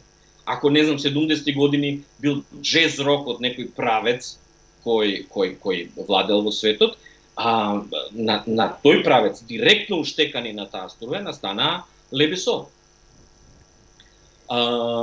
Кога се појави, не знам, панкот и Joy Division, настана Мизар. Мизар е другари во Загреб кои вени сечаа по Мизар. Значи, ова се бендови кои што ги надминале границите на својот град и својата тогашна социјалистичка република. И тоа не беа копии, туку беше светското искуство применето со домашни некои мотиви, теми и така натаму. Тоа денес го немаш, ниту имаш светско искуство, вистински вредно, кој се донесува во Скопје, ниту имаш домашни некои теми кои што се малтене денес забранети. Денес, ако кажеш дека сакаш да снимиш песна или филм со македонски било какви мотиви, ќе те прогласат за небањат. Небањат. Но како тоа го снема. А тоа е нешто што Скопје може се горде. Мислам, кажи ми ти еден бенд еве во Источна Европа, во Прага, да речеме, или Варшава, кои што се многу посериозни градови од Скопје. Кажи ми еден бенд како Лебесо. Кажи ми еве во Софија кај што тврдат дека македонската музика е нивна, што не извади еден како Мизар. Затоа што Скопје во тие своји трескања од земја знаеше да направи нешто чудесно. И тоа чудесно сме знаеле да го направиме и на други планови, сме знаеле да извадиме прекрасни театарски представи, сме знаеле да извадиме убави филмови. Убава перцепција од многу фантастичен, досега можеби најоригинален агол го имаш со гледано ова. Преблагодарен сум ти за ова, од ова може да се развие. Види, ја имам еден цел серијал сега со луѓе фаци кои се уште се живи, кои се сведоци, па дури и твоја генерација, правам еден серијал и сега затоа и те злоупотребувам, се вика Шармот на Скопје. И сакам луѓе повеќе емотивната од што библиографската, знаеш точно, таа кафана се отвори 78. Знаеш, на тоа и тоа место. Ме интересира тој филинг. А ти фантастично и без да го побарам од тебе, одлично го кажа, бидејќи моето прашање во суштина беше што е шармот на Скопје. А тоа е шармот на Скопје во суштина е тоа што претендира. Претендирањето е она што го прави, нели, некој вика, кафаната, некој девојката, некој љубовта, ово, она, ваму и таму, но ти му даде еден заеднички именител кој мислам дека јас сум исто центарско дете, не сум мрднал од овде што се вика, тука сум цел живот, освен на годишни одмори, но не можам да ти кажам како го почувствував се во ова, бидејќи сум многу навлезен во цела ова работа, да го доловам не зетгеистот, туку да ја доловам емоцијата на Скопје, што е тоа што толку фасцинираше и како ти рече, love and hate relation, колку ме фрустрира, толку и го сакам. Но она што стварно не фасцинирало, а ја не сум можел да го, е тоа што стварно Скопје претендираше на оригинален. Пази, ја не знам дали негдека на овие простори се појави шмизла. Ние кој што имаме шмизла, И, фала Богу, и ден денеска ги имаме шмизлите. И тоа е можеби најдобриот и најавтентичен споменик што беше поставен во Скопје. Шмизла е женска со високи идеи за себе. Со големи идеи за себе. Најпозитивна работа, шмизла. Таа се однесува, таа има... Да, како пред камера е таа. Знаеш ме, има, често пати сум правил со мои пријателки муабет за нивниот вкус кон мажите и кон воопшто љубовта и сум бил фасциниран понекогаш кога предметот на нивниот љубовен интерес ќе биде некој маж кој е физички непривлечен, но има нешто кај него. Тој е како Софија Лорен со Карло Понти. И сите се чудевме што бара со овој кепец. Исто као жена ми која ќе ја видат плава згодна струмиченка што бара со Јанко. Најуспешниот италијански продуцент од декади поред. Ја така го доживав Скопје. Како грд дечко кој се однесува како убав. И има успех заради својот став кон себе си, заради својот интегритет. Леле, за оваа констатација, Дарко, нема цела ноќ да спијам. Не знаеш колку сум пукнат у моментов, а колку сум навлезен во ова. У среда ми доаѓа љупа, така што... Чекај, среда е утре. Утре? Да, утре е љупа, тема ова ќе биде. Ќе ти ги дадам двете овие... А може и, знаеш, оваа топла тема, оваа многу јака тема која ја не можам да ја развивам, но ја развивате вие, ќе успеам и трендо да го вербализирам, ако не барем аудио да му земам некое сведоштво токму за ова. Затоа што вие луѓе сте сведоци, а ти си посебно затоа што живееш овде, режисер си, и оној кој ќе го изгледа, многу ми е важно да го изгледаат досие Скопје. Досие Скопје е клучно. Ја имам у глава шармот на Скопје. Пази, нели има монографии, не знам, што ја знам, за кафани, за музеи, за историски места, за ова не постои некако да се направи. Ја уште не ми е ни јасно ни формата, ама сакам да го изнаправам ова, па не знам што ќе се случи понатаму. Шмизли Скопје и Скопје кое претендира да... Знаеш сега што добивам слика? Не знам, корзата Бони Јани кај грчки конзулат. Сега кога ќе ми текне, гледам на слика Бони Јани однатре. Мизерија, дупка. Абе, куче не би пуштил унутра, али затоа сите ние дотерани, облечени, убели, пицнати со парфеми курос, со панталони на фалти бели, у еспадрили, со Малборо цигарите, стварно се однесувевме, не баре ова, абе, каков Њујорк, Лондон, Париз. Тоа ќе ти го кажеш и покоен Дарко Марковиќ за Скопското корзо од неговите години, што било на друго место, било на Авенија Македонија. Тоа ќе ти го кажеш и покоен Чичко Трајко во досие Скопје за неговото времето на неговата младост, што било пред Втората светска војна. Тоа сите генерации ќе ти го кажа за таа една претенциозност. Скопје никош не било посебно убав град. Имало периоди во кои било помалце грдо или повеќе грдо. Денес дури имаш места во Скопје, имаш кафани какви што ресторани, да речеме, какви што никош не си имал отворено, имаш стоковни куќи какви што никош не си имал отворено, имаш места какви што лани бе поминат 2 дена во Скопје и видов нешто од тоа после долго време. Ама се тоа објекти, луѓето, тој човечки дух и луѓето се таму. Еден дел не се заминати и се уште се живи. Ама тоа е еден joie de vivre, едно... Joie de vivre, така рече? Но, таа една, и тоа е еден мански дух, неврестајно спремен за зачање и за брчка барање, тоа не го гледам. Дај Боже да грешам, ама ја не го гледам. Ке морам со многу помлади скопјани да поразговарам на оваа тема, да видам што ја не перцепирам денеска, дали го утнуваме или едноставно како нашите родители што не можеа да се огледаат, ние што правиме. Така што мене ми е ова некоја потрага. Кажи ми, што памтиш ти, ако би го кажал шармот на Скопје е дека е претендирање. Дали е тоа ноќниот шарм, дали е тоа денскиот шарм, дали е тоа корзот, дали е тоа киното, дали е тоа културата или е тоа или се тие оние шемите. Скопје беше познато по правење некаја шема.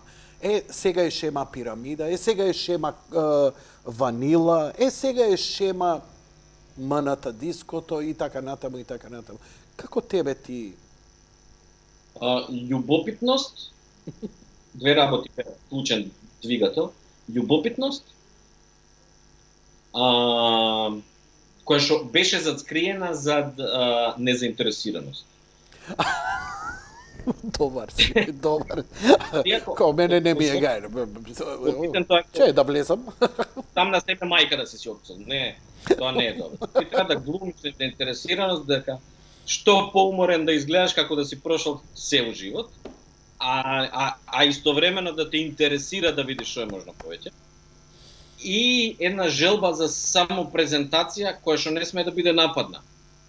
Тука си мајстор, ако нападно се презентираш себе си, ќе најдеш на подсмер.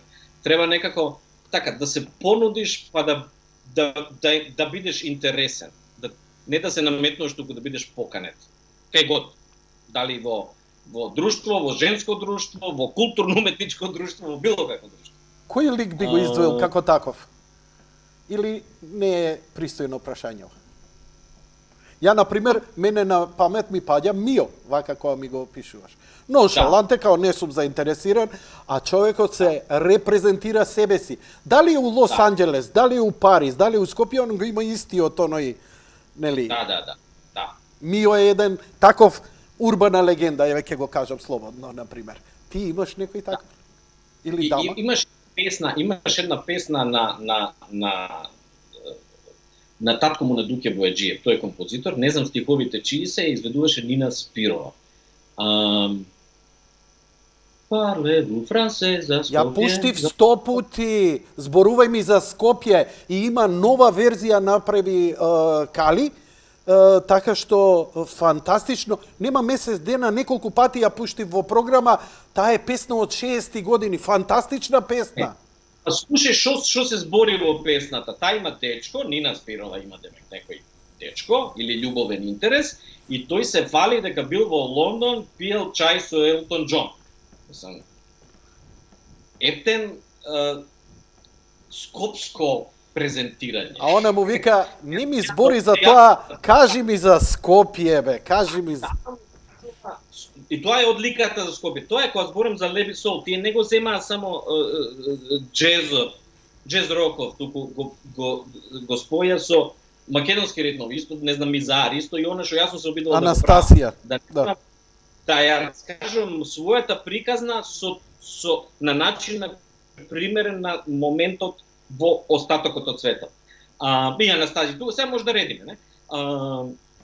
Тука во таа песна ги имаш двете струји, значи го имаш овој Фалбаџијава што се фали дека во Лондон бил со Елтон Џон и имаш Незе која му вика раскажувај ми за Скопје, за Вардаробиот брег, за убавините на својата земја.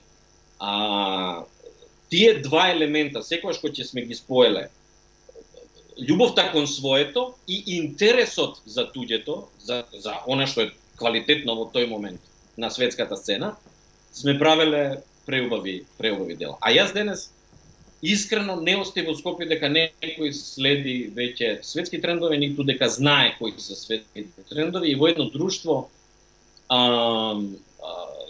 Лани ме праша како ти изгледа, се не си бил 6 години во Скопје, како ти изгледа Скопје? Ја реков Скопје ми изгледа, луѓето ми изгледаат лошо. Лошо облечени, тие погрешно ме свати и рекоа како ти не знаеш, се има пари, само Гучи си Армани се носи. Ја реков не мислев на парите. Не мислев на марката, не мислев на брендот. Мислев дека лошо изгледаат. Дека начинот на кој се скоцкани, начинот на кој се однесуваат и начинот на кој се движат, начинот на кој што зборуваат, не ми збори за лесно да најдеш пари да купиш брендот. Или не, можеби не е така лесно, ама изводливо. Многу е тешко да најдеш, да го препознаеш светскиот правец, да се сремиш кон светскиот правец во модата, филмот, музиката, културата, театарот, книжевноста и па дури и политиката. Да дојдеш во Скопје, Да, кој што некој локален дамар, како што тоа сме го правиле порано и убав збор, локален дамар. Локален дамар, ќе го запомнам. Дарко, да дојдеш во Скопје, не во локал, сам си, жена, деца, све си средал и искачаш, кај би отишол, чисто, кај би те влечело да застанеш во Скопје? Као твоја фокална точка. Место, простор, ете, не знам. Импровизирам и јас со прашање. Знаеш, онака се шеташ низ градот и сакам да застанам, не знам, на таа втората клупа таму на кеот. Импровизирам. Немаш. Кога би влегол... Македонија имам, да не бидам погрешно сватен. Во Македонија имам, во Скопје не. Постоеле места кои биле такви, веќе не мислам. Не постојат. Лани, они физички постојат. Во мојава душа го нема тоа джиновско значење што го имале некогаш. Зошто? Годините, староста? Оти ги немаш луѓето? Па како Охрид, Битола ми се драгија, Скопје да не ми е. А зошто? Не, затоа што валјда овие помалите градови колку год да се испразнети од луѓе, некако успеале да си го сочуваат својот шарм. Немале прилив на нови луѓе. Мислам, може грешам. Кога би отишол, која кафана е твоја? Кај што има остана ли нешто место каде што ти е препознатливо, топло, природно, домашно, твое? Не. Не. Ни Чамо, ни стварно. ништо и тие места? Не. Не останале луѓето. Се видов со пар луѓе и си поминавме. Знаеш како си поминавме? Не пред 15 години, пред 15 минути да сме престанале да збориме и сега продолжуваме од точка од која што сме застанали. Знам. Неверојатно. Исто ми е и така со трендо. 10 години телефон немавме кренато, кога се слушнавме, као да вчера бил последниот муаб. Ама он е таков човек. А такви луѓе бараме и нема, ние такви бевме, се ги знаевме, телефоните на памет, знаеш, во било кое време можеш да свртиш. Сега тој дух се смени, ја не викам дека некој се, ама се менја тој дух и те разбирам, ја немаш емоцијата веќе. Па знаеш како? Не, луѓето се по енклави изгледа дека ти знаеш ова подобро од мене. Ја ова само ти кажам што видов во тек на едно Отиде ли негдека на Тулумба? Те влечеше ли негдека на Тулумба, на Благо, на Шампита? Не. На Боза, ништо немаш. Немаш таква носталгија. Значи тегли од Ајвар од Македонија не ти праќаат. Ајвар во Лос Анџелес македонски колку феномен. сакаш. Дарко, има локом, има се. па скоро Луѓето ги нема. 120 минути, јас ти благодарам. Ако имаш некој... Ја не знам како да ја врзам оваа емисија, бидејќи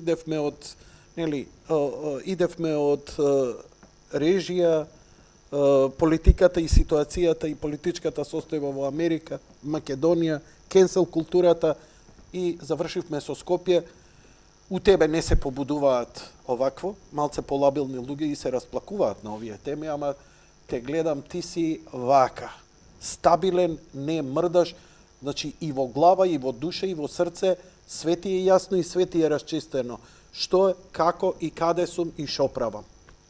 Не се враќаш, ти остануваш таму, тоа е твојата школка. The world is my oyster, тоа е твојот oyster. Па прво не се враќам од што имам лични причини да никош не се вратам, а второ не можам ја сега детево што ми е родено тука да го вратам, пошто оно нема враќање, тоа си тука му е татковината. Не може да го искоренеш од тука во земја во која што никош не е живеел. Иако летоска која го расчетав во Скопје не го се допаѓаше, така да може би има надеж. До следна прилика, ако ја имам таа чест повторно да разговараме, да најдам некоја тема, мене ми беше повеќе од пријатно, ретко правам малку долги разговори, па и без ништо. Ти благодарам многу за вечерашното гостување. Фала ти многу и до скоро гледање. Секој е добро. Поздрав. Дарко Митревски беше гостин во вечерашново издание. Тоа беше се за вечерва, почитувани гледачи. Лека ноќ.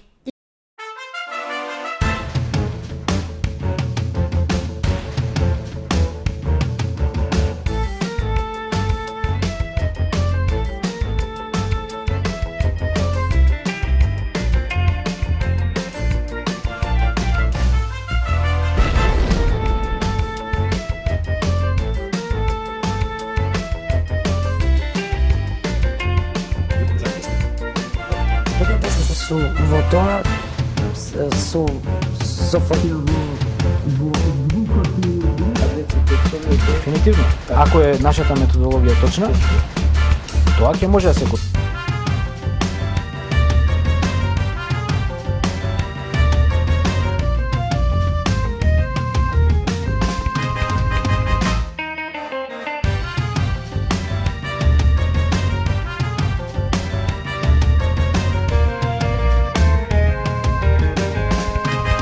Воопшто мене ми изненади оваа ваша изјава дека Ние слушавме коментаторот од светско првенство.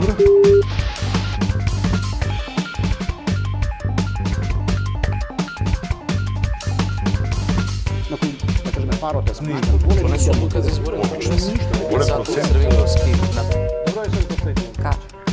Македонија. Се разгледаше мислам имат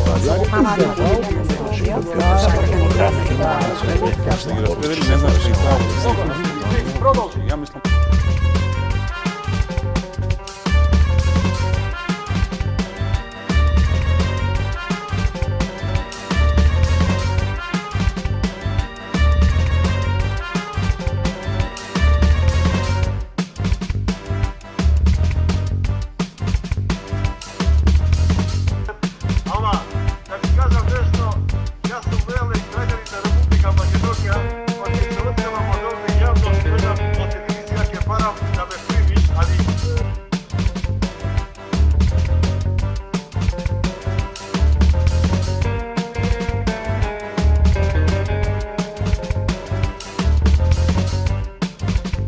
продолжи сервис и сепорт и поддршка и хардверски и софтверски апдети, све, па ќе ти дојде да си ја купиш играта пример за PlayStation 4, докато имаш 5 си миња дополнителен патч, кај што си ги апдейтува работи да изгледаат малку поарт. Требаше да се преземат додека пред да се дојде до 800-900 на ден. Едниот начин за тоа нешто е ние да го отелотвориме. Наоѓање на некое средно решение кое што би можело да ги задоволи и регионалните интереси, но и стратешките интереси на големите сили.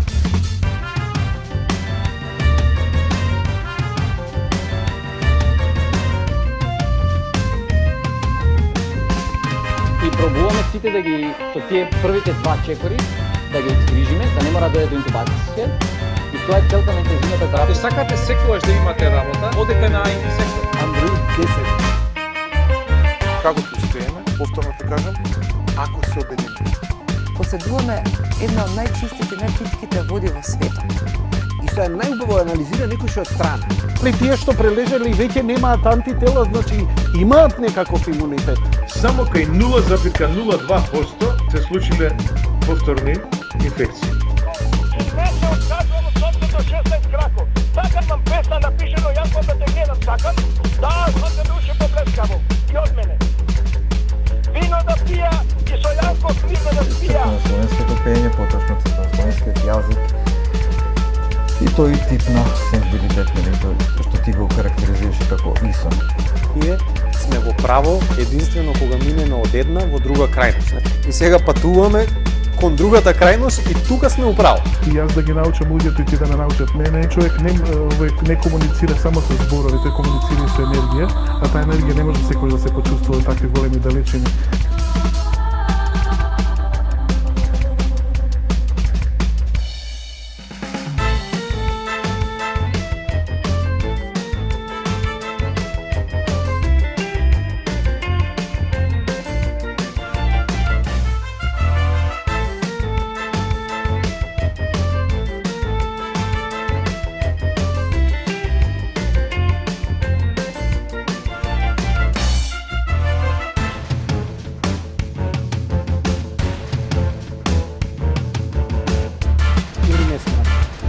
Nemam.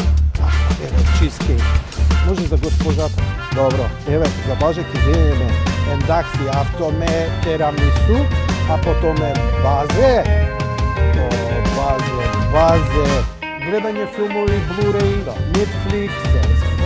По една чаша да изпиела. Зашо мајка му чисти, пере, готва, татко само седи и пие. Зашо мора на мајка му одменица да барабе? Шо не побара на татко му одменик. Така одма ќе се навадам ќе се. Кога почне ми плива косо, не ми е у реду рибава. Ја идам во аптека, она ме гледа, вика, за тебе ли се, вика, да ти кажам како се пијат. Викам, не се за мене, викам, имам риба, викам. Вика, па ако пие рибата и ти треба да пиеш. Тие флажил биле за меѓуножни инфекции, разбираш? Ама викам, девојче, викам, за златна рибка ми се, добре бе, на сите им се златни, па ти, па виш. Арно ме подсети муавето. У театар како е? Супер. Сам си го барате, господине. Он ќе ми игра во представата и прв пат ќе се појави во театар. Конечно, на представа. Тоа требаше да се свртам, а ти бе театар. Да. Што ми кажа? Как луду ја за те, права комуњара е. Ѓорги. Да. Ѓорги Далтон да се вика. Да. Сега имам еден апел, значи... Да не имаш браќа? Имам еден брат, абе тие Далтони што веќе 40 аверел сум јас, најглупиот, само слушај, не И емисијата ве поздравува. Татко ми ја слуша емисија на горниот телевизор, само да му кажам да го пушти Боје да горе. Да пушти. Пушти горе, молим те. А грејалицата? Парадокс. Живот една жена, а оваа до него. Само да си доеме дома. Погорево ечка мамо планина, при